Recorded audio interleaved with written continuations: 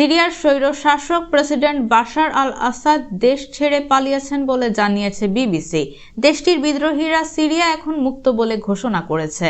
রোববার ৮ ডিসেম্বর সকালে বার্তা সংস্থা রয়টার্সের বরাতে বিবিসির সরাসরি সম্প্রচারে বলা হয়েছে, বাশার আল আসাদ দামেস্ক ছাড়লেও কোথায় গেছেন সেটা তাৎক্ষণিকভাবে এখনো জানা যায়নি।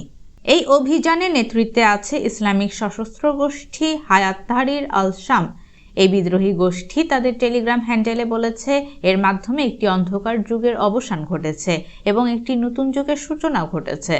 এ বিষয়ে লন্ডন ভিত্তিক পর্যবেক্ষক সংস্থা Syrian observatory of human rights বলছে, দামেস্ক আন্তর্জাতিক বিমানবন্দর থেকে একটি ব্যক্তিগত উড়োজাহাজ ছেড়ে গেছে। সেটা বাশার আল আসাদ থাকতে পারেন। ওই উড়োজাহাজটি উড্ডয়নের পর বিমানবন্দর থেকে সরকারি সেনাদের সরিয়ে নেওয়া হয়।